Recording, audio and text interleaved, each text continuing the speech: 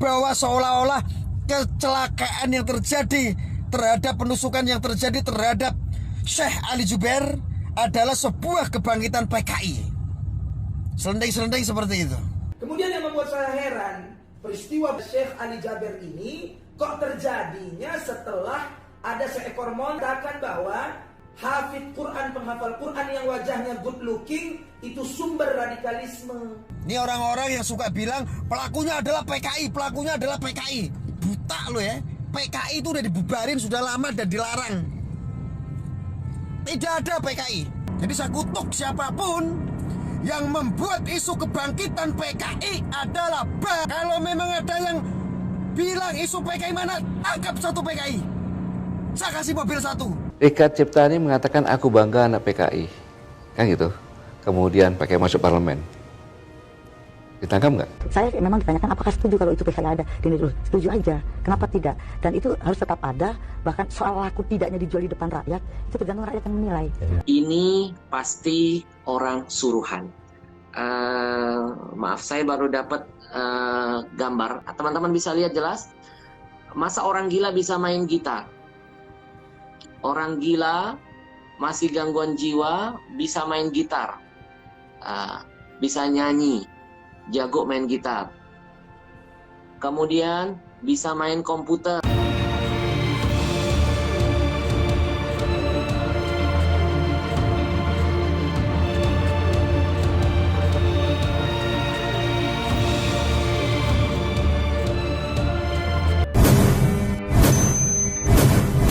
Bismillahirrahmanirrahim. Saudara, baru saja kita dikagetkan dengan peristiwa berdarah, yakni peristiwa pembunuhan terhadap Syekh Ali Jubair, di mana ada seorang yang berupaya untuk membunuh, menikam dan menusuk beliau di tengah-tengah acara beliau sedang mengisi sebuah acara di Bandar Lampung, saudara. Kalau kita bilang bahwa ini bukti di antara bukti bahwa PKI sedang bangkit lagi di negeri kita, nanti kita dibilang menyebarkan isu, menyebarkan hoax dan seterusnya. Yang membuat saya heran dan bingung sampai detik ini, di setiap adanya peristiwa, berita, pembunuhan, penusukan, yang membuat saya bertanya-tanya, kenapa korbannya selalu para ustadz, para kiai, para ulama, utamanya adalah tokoh-tokoh nasional 411 dan 212. Ada apa ini, saudara? Tak pernah saya mendengar informasi atau berita pembunuhan, penusukan terhadap Ustadz Abu Janda Al-Tololi misalnya, pembunuhan atau penusukan terhadap Ustadz Dedi Siregar, Muhammad Guntur Ramli, Ade Armando. Gak pernah saya dengar berita itu, saudara. Ya, kemudian yang membuat saya heran, peristiwa berdarah pembunuhan kepada Syekh Ali Jubair ini kok terjadinya setelah ada seekor monyet yang mengatakan bahwa hafid Quran, penghafal Quran yang wajahnya good looking itu sumber radikalisme. Itu yang membuat saya kaget, karena saya teringat bahwa Syekh Ali Jubair itu adalah seorang ulama nasional asal kota Madinah, Saudi Arabia, penggerak gerakan 411 dan ulama 212, dan yang saya ingat beliau itu ulama yang hafal Quran 30 juz dan wajahnya good looking, saudara. Ada apa ini? Wallahu a'lam bishawab. Semoga Allah Ta'ala menjaga para ulama, para da'i, para aktivis dakwah, dan para habaib serta kiai-kiai kita, karena kita harus waspada untuk mengawal mereka dengan pengawalan yang sangat super ketat. Semoga Allah Ta'ala jaga para ulama kita dan Allah tumpas musuh-musuhnya. Amin amin ya rabbal alamin. Saya Mahir At-Tuilidi. Assalamualaikum warahmatullahi ta'ala wabarakatuh. Ini ya udah mulai orang sebelah sana, ya, orang-orang oposisi pemerintah, buzzer oposisi sengaja saat ini memframe terhadap masyarakat bahwa seolah-olah kecelakaan yang terjadi terhadap penusukan yang terjadi terhadap Syekh Ali Jubair adalah sebuah kebangkitan PKI. Selending-selending seperti itu. Hati-hati. Dan di tempat-tempat lain pun terjadi. Ini seolah-olah serentak. Ini kejadiannya ini hampir sama. Kejadiannya ini hampir sama ini. Saya berasumsi begini, kalau memang pengakuan hasil dari forensik dari orang ahli psikolog itu adalah gangguan jiwa, oke, yang pertama itu. Yang kedua, kalau seandainya itu betul, jelas itu dilakukan bukan oleh PKI yang digembar-gembarkan. Jadi mulutmu, moncongmu hati-hati ya. Ini orang-orang yang suka bilang pelakunya adalah PKI, pelakunya adalah PKI. Buta lo ya. PKI itu udah dibubarin sudah lama dan dilarang. Tidak ada PKI. Tidak ada. Ada juga orang-orang yang sengaja dibayar untuk menjadi manusia yang akhlaknya seperti PKI. Nanti frame ke masyarakatnya PKI bangkit. Nanti framing ke masyarakat, ke rakyat Indonesia, PKI bangkit. Masyarakat jangan gampang percaya. Itu hoax. Saya kasih tahu. Saya sudah beberapa ngantongin data. Saya sudah beberapa kronologis saya kantongin.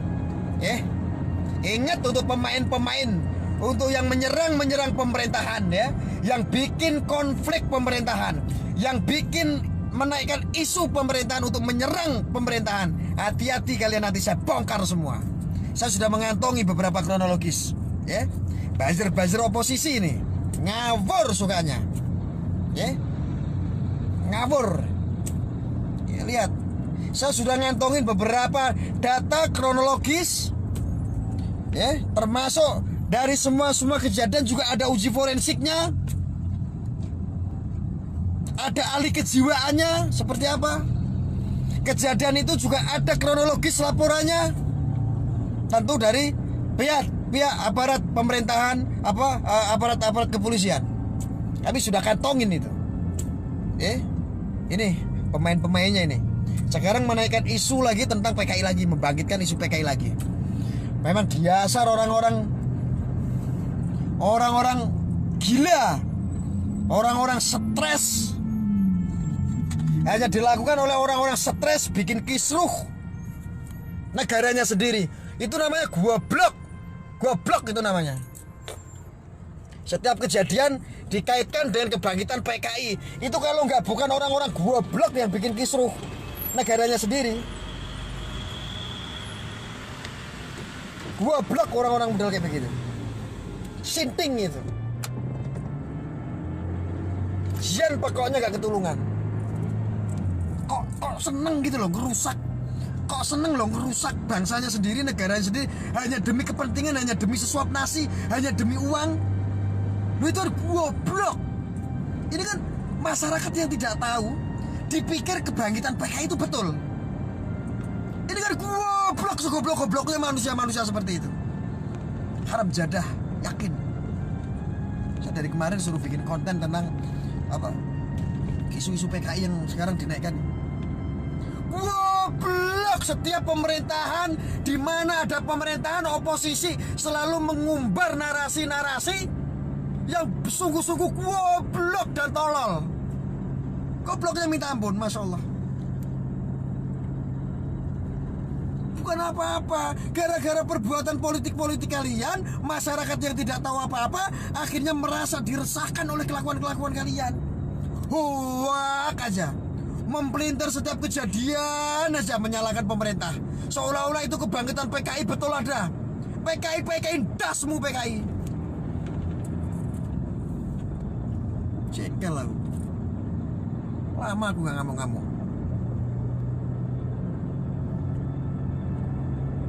Masya Allah. Lo setidaknya tuh punya akhlak gitu loh.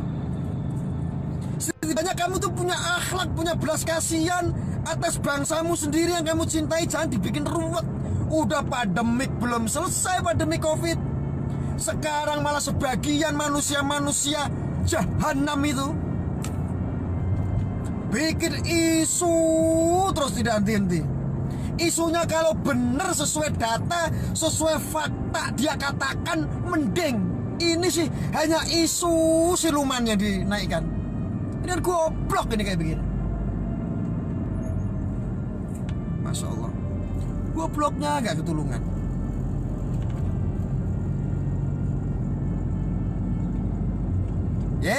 Ingat saudara-saudara, tentang penusukan terhadap Syekh Ali Zubair, kita kutuk sekutuk-kutuknya. Siapapun yang melakukan, penegak hukum memproses setegak-tegaknya. Harus itu. Benar gak dia orang gila? Kalau memang dia orang waras bukan orang gila, yang nyuruh siapa?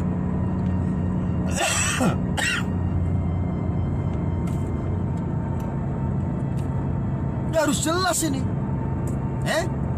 Ya yang nyuruh mereka-mereka juga untuk menaikkan rating isu PKI.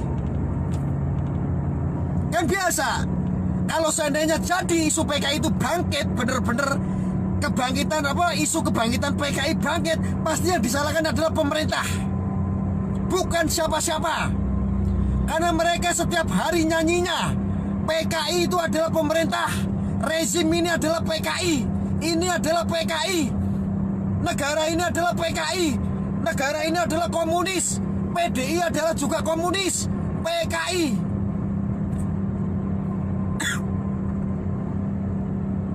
Akhirnya, kalau sukses kalian membuat isu kebangkitan PKI, lagi-lagi tujuannya sudah tidak asing lagi. Tujuannya tidak lagi. Pasti tujuannya hanya untuk menyalahkan pemerintah, memfitnah pemerintah, menggibah pemerintahnya sendiri, bangsanya sendiri, negaranya sendiri, digrogoti marwahnya oleh bajingan-bajingan itu. Jadi saya kutuk siapapun yang membuat isu kebangkitan PKI adalah bajingan. Bajingan. Ngopo wedi ngomong garek. Wes ngomong ki anggere ngomong apa onone tanpa didengaling-aling. Ndak usah di skenario. Ini sebuah kebenaran. Kalau memang ada yang bilang isu PKI mana, tangkap satu PKI. Saya kasih mobil satu. Ada juga kalian paling juga yang pemain-pemain itu saja. Seandainya ada penusukan terhadap kiai ulama, itu isu ninja kayak dulu sama. Itu isunya kayak ninja dulu. Zaman dulu begitu sama. Yang dipidek para kiai, para ulama. Isu itu politik itu. Ingat.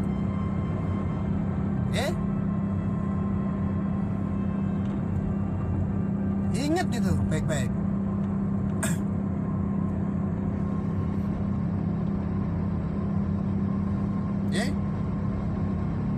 Ingat, siapapun yang berkoar-koar, men-setting, memframing terhadap masyarakat tentang kebangkitan PKI, berarti artinya mereka adalah bajingan.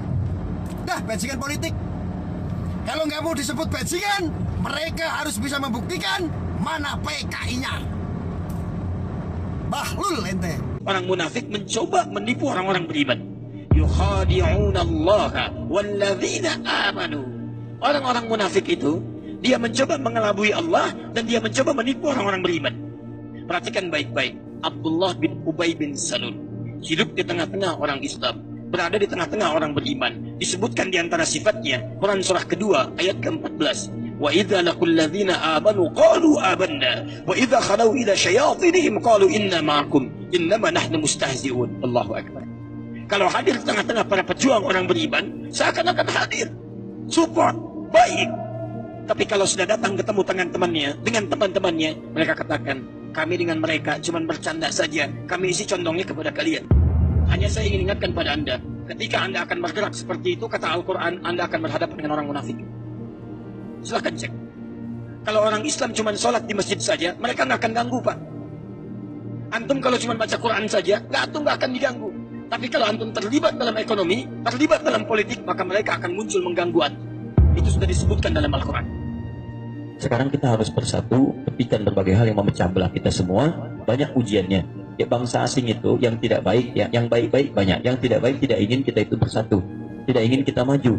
Sebab kalau kita sudah bersatu, bangsa kita maju itu luar biasa. Ya, sumber daya alamnya banyak, orangnya pintar-pintar. Saya katakan pada Anda, orang Indonesia dikenal pintar, demi Allah saya katakan, pintar. Dan menurut saya gerakan cepat untuk tusuk orang dan ambil lagi dalam hitungan detik saja, ini orang terlatih. Ini bukan orang sembarangan. Mohon maaf, saya masih ingat di usia muda saya pas sekolah, namanya anak muda kan kadang-kadang berantem sama anak sekolah, saling ngajar. Saya tahu posisi, gimana posisi orang kuat, bagaimana posisi orang yang pandai berkelahi sama orang lain, kita orang-orang. Padahal kalau kita lihat dari segi fisik, fisiknya kurus banget, kurus, kecil. Kalau saya megang pakai satu tangan, dia tidak bisa bergerak sama sekali. Tetapi dalam kedatangan dia yang lengkap, kemudian dengan kekuatan yang sangat luar biasa, ini butuh mental dan dorongan, suruhan yang sangat dalam untuk melakukan hal ini. Kemudian begitu diangkat, saya akan bisa Allah angkat tangan tertutup, mungkin 5 sampai 4, jadi 4 sampai 5 senti pisau yang masuk ke dalam. Dia ketika berupaya untuk cabut untuk tusuk karena dia merasa gagal, ini wajahnya. Dan ini subhanallah, ini semua dalam hitungan detik saya. Saya masih bisa mempandangi wajahnya. Dia ingin tarik lagi. Kemudian subhanallah, Allah akan saya lawan dia, kemudian gerak. Dan ini semua dalam hitungan cepat. Ketika saya bergerak ke arah kiri, terbatah pisaunya. Dan bekas pisaunya 5, saya tidak ingat senti, 8 senti ya. Itu informasi 8 senti. Kemudian ketika saya bergerak kuat, patah pisaunya di dalam. Bayangkan kalau pisau itu sepanjang 8 senti masuk ke leher, mungkin sudah habis. Baik, ada beberapa catatan penting yang ingin saya sampaikan dalam kesempatan ini sebagai penyambung lidah dari guru kita Syekh Ali Jabir. Beliau sangat menyayangkan ada statement yang berkembang bahwa pelaku penusukan adalah orang yang tidak waras atau orang gila. Mana mungkin saya orang yang awam saja bisa melihat, mana mungkin orang yang gila bisa memahami target secara tepat. Kemudian dia sempat membaca situasi keadaan. Nampak betul di beberapa video yang saya share di Instagram saya. Kemudian yang ketiga, di depan itu kan banyak jamaah-jamaah. Kalau seandainya dia tidak waras dan atau katakan orang gila, pasti dia akan memilih target yang ada di depan matanya. Dia akan menusuk secara membabi buta. Itu watak orang gila. Kenapa dia harus jauh-jauh mengejar Syekh Ali Jabir yang sedang berada di panggung, yang sedang bertausiah? Langkah ini, tindakan ini hanya bisa dilakukan oleh orang-orang yang waras otaknya, yang pintar strateginya. Dan ini pasti seperti yang tadi Syekh bilang, ini pasti orang-orang terlatih. Maka saya menyimpulkan, pelaku penusukan ini bukan orang yang tidak dikenal, tapi ini pasti orang suruhan. Maaf, saya baru dapat gambar. Teman-teman bisa lihat jelas? Masa orang gila bisa main gitar? Orang gila masih gangguan jiwa bisa main gitar, bisa nyanyi, jago main gitar. Kemudian bisa main komputer. Tuh, orang gila main gitar. Bisa bawa motor, bisa selfie-selfie. Ada apa dengan negeri ini? Ketika ada penusukan yang dilakukan kepada ulama, itu langsung pelakunya dibilang gila dan gak waras. Tapi ketika penusukan dilakukan kepada para pejabat, itu langsung dicap sebagai teroris dan radikalisme. Nah, ini menjadi pembelajaran sekali lagi, siapapun dalang di balik ini, kita serahkan sepenuhnya kepada polisi untuk menyelidiki dan menangkap pelakunya. Saya ainul yakin, saya sependapat dengan Syekh Ali Jabir dan teman-teman lain, ini pasti suruhan. Tidak mungkin. Ya, apalagi saat ini kita mengkhawatirkan hadirnya antek-antek PKI di tengah-tengah kita.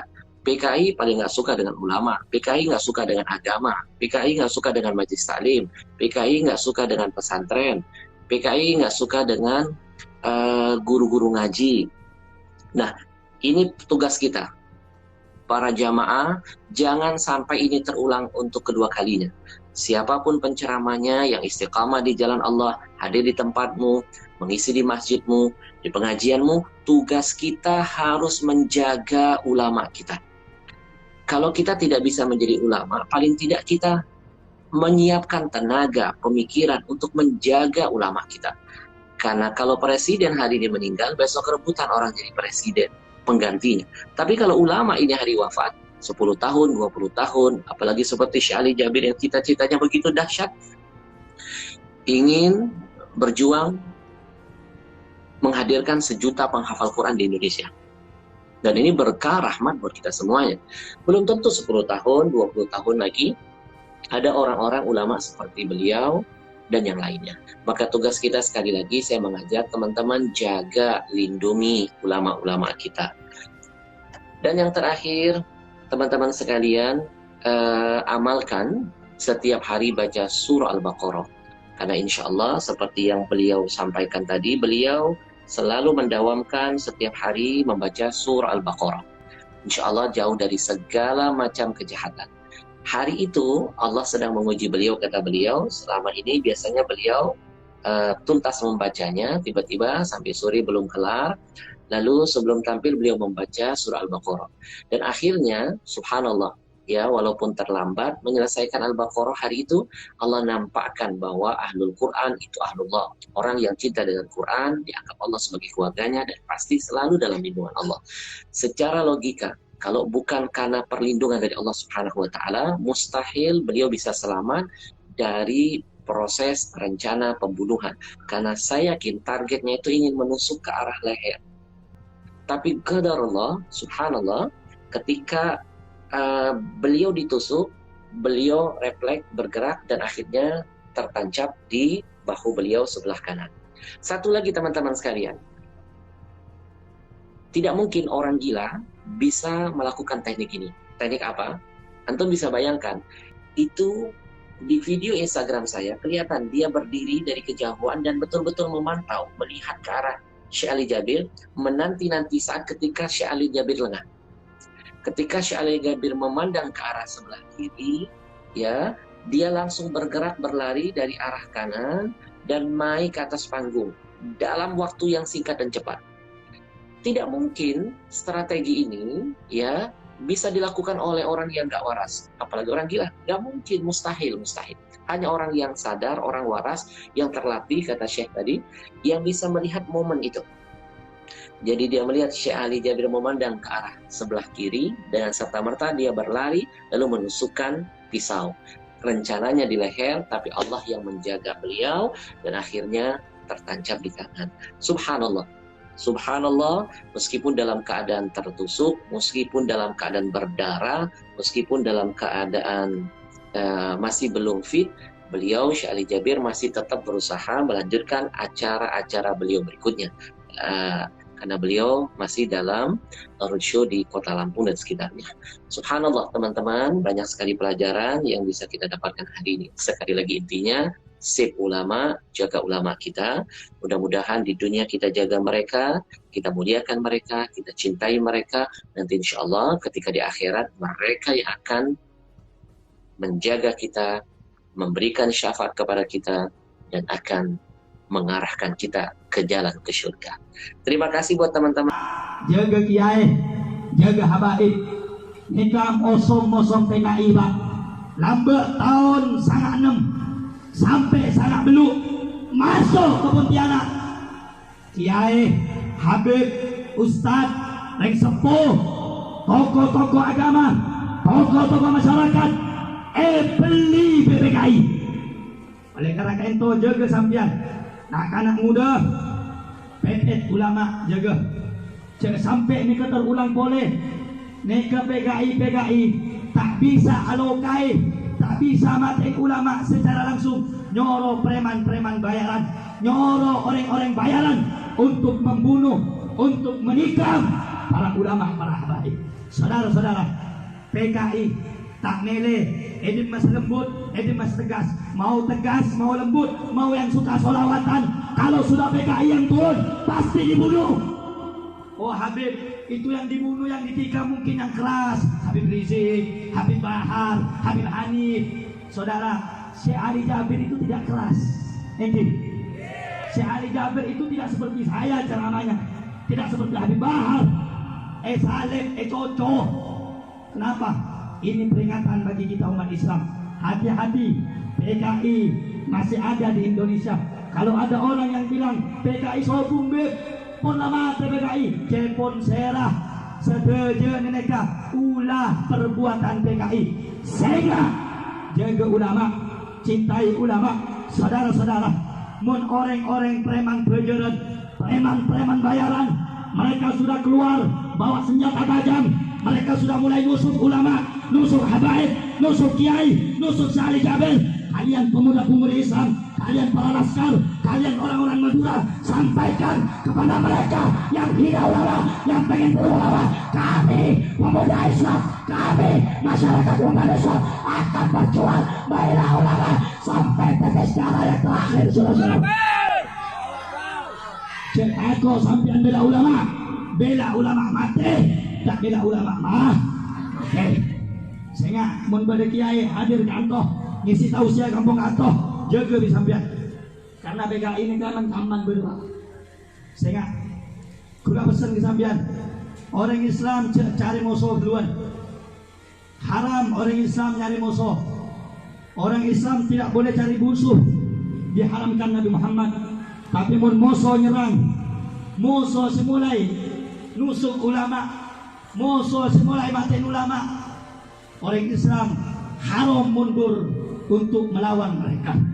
Kula tanya ke orang Madura, mun beda orang sebengal nyocok ulama kayak orang kurang ajar apa buntan? Kurang ajar apa buntan? Orang-orang preman bayaran yang sudah mulai nusuk-nusuk ulama kurang ajar apa tidak? Kurang ajar apa tidak? Sehingga Pak, sampian mulai dari kantor kenangan. Ingat, semakin musuh pun berada di sekeliling kita, di sekeliling kita. Ingat, pulang dari ini tempat, kula tak ajari sampian untuk acarok, tapi waspada, sedia payung sebelum hujan. Mungkin apa bundan? Orang Madura tak ajari acarok keluar. Mungkin apa bundan? Mungkin apa bundan? Tapi mon musuh senyerang keluar, laban apa bundan? Laban apa bundan? Maju apa mundur? Musuh semulai ngoper, semulai nyocok ulama, maju apa mundur? Orang Madura maju apa mundur? Orang Madura di lambat kenal cinta ada kiai bang habaib. Mungkin apa bundan? Mungkin apa bundan? Sehingga mulai dari kantor dompok gengseh parang sambian, gengseh celor ke sambian. Kula tak kona aku mungkin kemarin tadi sore kejadian kepada Syekh Ali Jabir, siapa tahu minggu ada Pontianak beda. Nek kebenikon aku gula terjadi, bukan kisah, bukan dongeng, beda buktena, beda videona masuk ke dalam TV. Syekh Ali Jabir cocok orang gula. Sehingga mana beda seruan dekik, selalu jaga ulama, harus jaga ulama. Setuju? Setuju? Siap jaga ulama? Siap jaga ulama, siap lindungi kiai, siap lindungi habaib, siap jaga pondok pesantren, siap hancur, siap binasa, siap berterima antara. Allahu Akbar, Allahu Akbar, Allahu Akbar. Mustandi silat, ajar silat, tinggi. Mustandi ilmu, ajar ilmu, tinggi. Siap, siap, takbir, takbir. Saudara-saudara semua diaki salam Allah. Sebelum ditutup, gue pengen ngajak sholawatan. Mau apa enggak? Mau apa enggak? Mau apa enggak? Kita minta mudah-mudahan berkahnya Nabi Muhammad, ulama kita, kiai, habaib kita, ustaz kita dijaga sama Allah, dilindungi sama Allah, dijaga sama Allah. Siapapun orang yang ingin menghina ulama, menghancurkan ulama, membunuh ulama, semoga dihancurkan dan dimatikan oleh Allah. Amin ya Rabbal. Siapa orang yang ingin menghina Islam, menghancurkan Islam, semoga Allah hancurkan dia, semoga Allah matikan dia. Amin Allahumma, amin Allahumma. Takbir. Bismillahirrahmanirrahim. Assalamualaikum warahmatullahi wabarakatuh. Salam hormatku, sahabatku, seluruh rakyat Indonesia dimanapun saudara berada. Seperti biasa, tolong bantu subscribe channel YouTube ini. Dan yang sudah subscribe tidak perlu di-subscribe ulang, dan saya ucapkan terima kasih.